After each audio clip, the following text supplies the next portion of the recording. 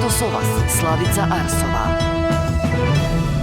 Добро вечер. Мицковски и Таравари утре ќе имаат средба на која ќе се разговара за идното учество во владата. Ден предходно премиерот јавно му порача дека ќе сака да слушне дали е точно дека има тајна коалиција со Ахмети за тивка соработка во најмалку 5 општини за локалните избори.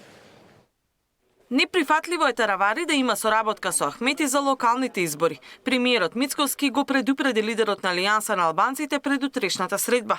На состанокот ќе треба да се пресече дали Таравари останува во владата или ќе замине во опозиција, откако најави самостоен настап на локалните избори, но и неговите доскорешни партнери Меджити Касами и Ибрахими ја формираа партијата Вреди без него. И на таа средба јасно сакам да слушнам став кој што и медиумите ќе го слушнат ставот, дали е точно дека има договор помеѓу партијата на господинот Арбен Таравари и Демократската унија за интеграција, дека во најмалку 5 или 6 општини, да не ги шпекулирам имињата, каде што тој ќе извади кандидати, Демократската унија за интеграција нема да извади своји кандидати за градоначалници, што прво значи себе понижување како политичка партија, а второ дека Тивко ќе го поддржува.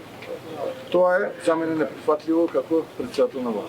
Таравари за сител негира некаков договор со Ахмети за меѓусебна, макар и тивка поддршка во одредени општини за локалните избори. Немаме никаков договор, кога ќе имаме јавно ќе кажеме, ни пиша лидерот на Алијанса. И Ахмети предвадена рече дека се уште нема договор за некаква распределба на општини со Таравари, иако имал средби со него, но не исклучи дека тој нема да се случи. Напротив, Ахмети не криеше дека е задоволен од тоа што Алијанса повеќе не е дел од Вреди. Состојбата во владината коалиција ја следи и опозицијската СДСМ. Не мислам кога еден дел од владината коалиција практично се отцепува, тој е знак дека владината коалиција е нестабилна. Но еве, да почекаме да видиме како ќе се одвива, тој процес има различни најави, има различни информации, следи очигледно еден динамичен. До сега албанската владина коалиција Вреди броеше 14 пратеника. Од нив Таравари располага со 5 мина. По формирањето на партијата Вреди, Касами веќе најави дека останатите 9 пратеници ќе формираат нова група со нов координатор во парламентот. И од ВМРО ДПМН и од Вреди велат мнозинството е стабилно и без Алијанса, па предвремени избори ќе нема, вели премиерот. Иако изборите се во октомври, кандидатите и на власта и на опозицијата ќе бидат познати за неколку недели од сега. Во вторник имаме извршен комитет на партијата, почнуваме да ја формираме структурата на Републичкиот изборен штаб. Јас неформално во пред кампања сум од почетокот на февруари месец со структурата на партијата во рамките на општинските комитети, повеќе од 30 на посети. Планирам до крајот на јуни сите да ги посетам. Очекувам веќе втора половина на мај месец 85 до 90% имињата да бидат познати. На Централниот одбор се донесе одлука и официјално да започнат постапките за кандидирање. Меѓутоа еден дел од кандидатите веќе се знаат, тоа се еден дел од сега актуелните градоначалници и тие имиња ќе ги соопштиме во текот на следната недела. А за другите договори? Па еве мислам дека до крајот на јуни веќе ќе биде тој процес целосно завршен. Листа на кандидати се крои во Вреди. Веќе излегоа неофицијални информации дека министерот Лимани е можен кандидат за Кичево, а за нов мандат остануваат како фаворити и Висар Ганиу во Чаир и Касами во Тетово. Катерина Нешкова, Сител телевизија. Премиерот го советува лидерот на ДУИ Ахмети да не живее во минатото, туку да гледа во иднината. Ако е мудар Ахмети, вели ќе свати зошто е во опозиција.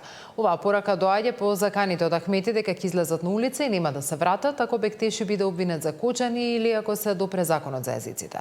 И лидерот на опозицијата вели правото на протест е загарантирано, но не треба да се злоупотребува за политички цели.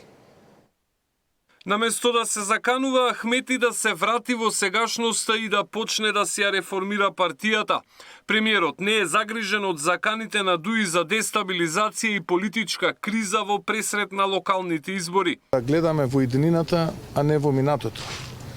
За жал, господинот Ахмети изгледа се уште живее во минатото. Затоа што ако живее во сегашноста, ќе може да направи огромна материјална разлика помеѓу минатото и луѓето од минатото и сегашноста во која што тој е во опозиција, а околу него има многу милионери кои што на грбот на граѓаните во Македонија се збогатија. И тоа е основната причина зашто тој е во опозиција и мислам дека ако е мудар, како што се представува, ќе извлече поука и наместо да се заканува, ќе направи структурни реформи и програмски и кадровски во неговата партија и со нови ликови, со нова програма ќе излезе пред македонските граѓани да ја бара довербата. Имаат право да протестираат, но не и да дестабилизираат, порача и опозицијскиот лидер. Прво дозволете да кажам дека сметам дека правото на протест е уставно загарантирано право, меѓутоа апсолутно не сметам дека треба да се злоупотребува во политички цели. Ахмети оваа недела брифираше дел од медиумите дека ако Бектеши биде обвинет за пожарот во Кочани, Дуик излезе на улици и како што рече, враќање нема. Го повторил ставот дека ќе ги бойкотираат локалните избори ако се допрел законот за јазиците, пошто државата ќе влегла во политичка криза од која единствен излез ќе бидат предвремени избори. Александар Спасовски, Сител телевизија. До изразува загриженост за како што велат континуираните обиди на Мицкоски да се наметнува како тутор на политичката сцена. Во партиското соопштение реакција на изјавата на Мицкоски се вели дека туторството на премиерот представувало опасен и неприфатлив обид за реконфигурирање на политичката волја на албанските гласачи. Ова е црвена линија што никогаш досега не е премината и што никогаш нема да биде дозволено да се премине, се наведува во соопштението. Никој, најмалку Христијан Мицкоски, политичар кој има изградено својата кариера врз омраза, исклучивост и национализам, нема ниту морален, ниту политички легитимитет да го дизајнира албанското политичко представување, велат од ДУИ. На одбележувањето 122 години од смртта на македонскиот великан Гоце Делчев, државно-политичкиот врв излезе со порака. Имало обиди за фалсификување на историјата, но тоа е завршено. Гоце Делчев е македонец и тоа ќе ги научиме и нашите деца. Обид за инженеринг за вистината за Делчев. Премиерот Мицкоски со силна порака дека идните генерации ќе слушаат само вистинската вистина за Гоце Делчев и дека жали што некои пробале да ја искриват колективната меморија на македонскиот народ за овој великан. Кога велам да го чува и да го негува, да ја пренесува вистината, онаа вистина каква што вистински се случувала, а не вистината која што за жал некои се обидуваат да ја искриват. И во колективната меморија на македонскиот народ во минатото имаше обид за инженеринг да таа вистина биде поинаква. За среќа, тоа е веќе минато, а наша обврска е вистинската вистина да ја пренесеме на нивните генерации за овој голем македонски титан Гоце Делчев. Јас го разбирам светот како поле за културен надпревар меѓу народите. Непознатата мисла на Делчев денеска ја повтори опозицијскиот лидер Филипче, кој порача да се работи токму во оваа насока, а не младите да го сваќаат светот како поле за карта во еден правец. А Гоце Делчев кажал дека треба светот да се разбере како поле за културен надпревар на народите, треба да работиме во таа насока, а не младите да го сваќаат светот како поле за карта во еден правец. И на крајот го кажал дека Македонија е полето каде што ние треба да делуваме, треба сите заедно да сватиме дека само заеднички можеме да направиме тоа, да Македонија ја унапредуваме и надградуваме и со човечки капацитет и со вредности. Со највисоки почести денеска беше оддадена почит на македонскиот великан во црквата Свети Спас, каде почиваат неговите останки. Председателката, премиерот, владина делегација, представници на политички партии, представници на дипломатскиот кор и функционери се поклонија на гробот на Делчев и положија свежо цвеќе.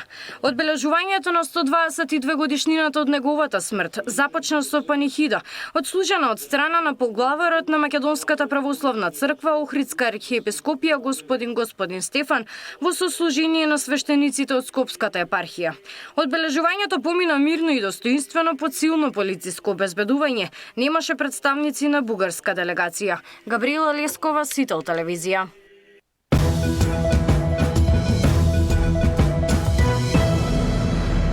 Скопјанката која беше убиена вчера повеќе пати барала помош од полицијата и го пријавувала сопругот насилник, тврдат незините блиски и незиниот адвокат. Но сето вчера, кога тој го одзеде животот, па се обиде да побегне преку преминот Табановце, тој не се нашол зад решетки. Убиството вчера го сторил пред очите на нивната 5-годишна керка. Се пресовлекол и со помош на пријател се упатил кон границата со Србија. Обвинителството бара притвор и за убиецот и за неговиот асистент во бегството. Тамара Дичовска известува. Синоќа тука во општината Шутово-Ризари маж ја усмрти сопствената сопруга, па потоа се даде во бегство, но беше фатен на граничниот премин Табановци. Уште една жена животот го загуби онаму каде што требаше да се чувствува најбезбедна во сопствениот дом. Семејното насилство станува една од најтешко препознатливите, но најразорни форми на насилство. Денеска беше погребана Рамајана, убиена со повеќе убоди од нож од страна на незиниот партнер. Злосторство што незините блиски го опишуваат како сцена од хорор филм. На трагедијата сведочило и едно од незините малолетни деца. Првиот осомничен вчера при вршење на семејно насилство во домот во Шутово-Ризари ја лишал од живот својата партнерка со која живел во вонбрачна заедница. Делото го извршил во присуство на 5-годишната керка. На жртвата и нанел повреди и убодни рани со нож во пределот на вратот и градниот кош, од кој таа починала на лице место. Стои во соопштението на обвинителството. Оружјето со кое било убиена Рамајана е пронајдено, заедно со крвавата облека што убиецот се обидел да ја сокрие. Доказите ќе бидат предмет на вештачење. Во обидот да побегне од земјава му помогнало и друго лице. Му дало нова облека и го превезло до Табановце, од каде што планирал бегство, но полицијата го спречила. Обвинителството сега бара притвор и за убиецот и за оној што му помогнал да избега.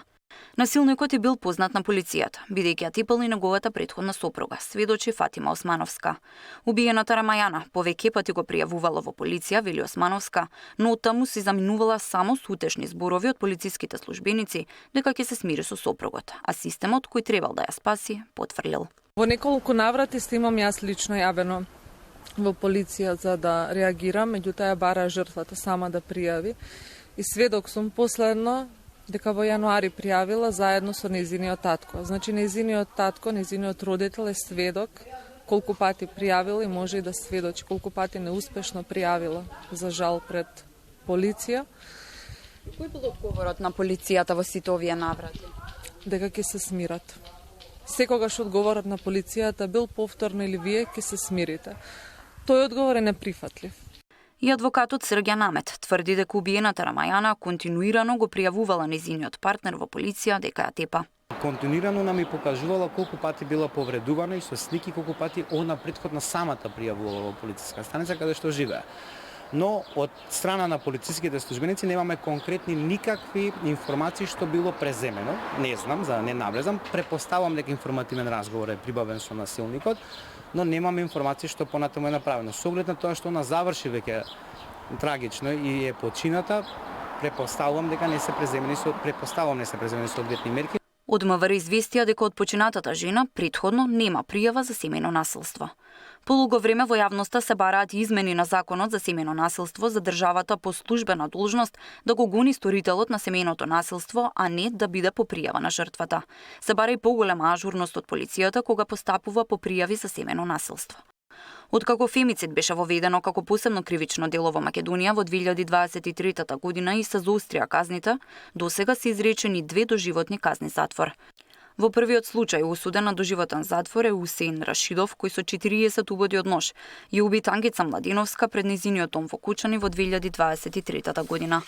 Таа претходно го пријавувала во полиција бидејќи се заканувал дека ќе објави компрометирачки фотографии и барал пари. Жртвата го пријавувала во полиција, но институциите не реагирале на време. Насилникот подоцна се самоуби во затворот.